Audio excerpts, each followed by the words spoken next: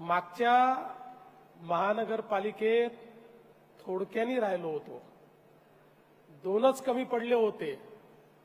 पण तुम्हाला माहिती आहे, कमी असले तरी काय करायचं आपल्याला माहिती असल्यामुळे आपण गणित जमवलं होतं आणि भारतीय जनता पक्षाचा पहिला महापौर हा त्यावेळी बसायची वेळ आली होती. पण मला आजही आठवतं की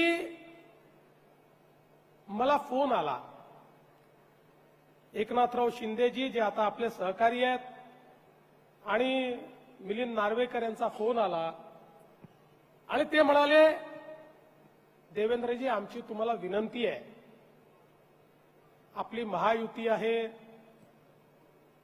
ठीक आहे तुमचा महापौर बनू शकतो, पण इतके वर्ष आमचा महापौर बनतोय, उद्धवजींची इच्छा आहे आपला महापौर झाला पाहिजे.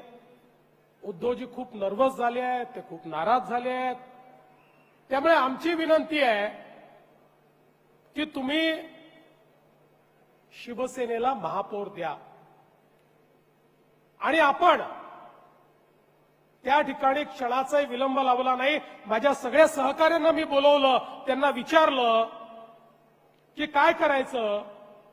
सगळ्यांनी सांगितलं की ठीक आहे, तुम्हाला जर वाटत असेल तर आपण एक पाऊल मागे घेऊ आणि पुन्हा एकदा महापौर त्यांना देऊ.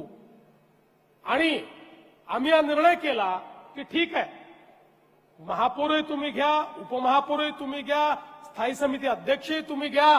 या महानगरपालिकेमध्ये आम्ही अंकुश म्हणून त्या ठिकाणी काम करू, विरोधी पक्षाचं काम करणार नाही.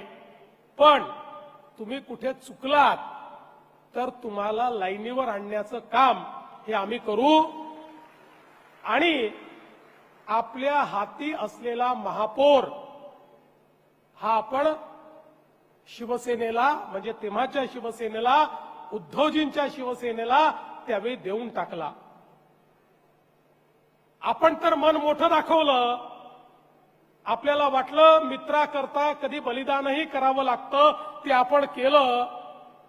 पण 2019 आल्यानंतर विधानसभेची निवडणूक झाली आणि त्यानंतर मला गाणं म्हणावं लागलं, अच्छा सिला दिया तूने मेरे प्यार का, यार ने ही लूट लिया घर यार का.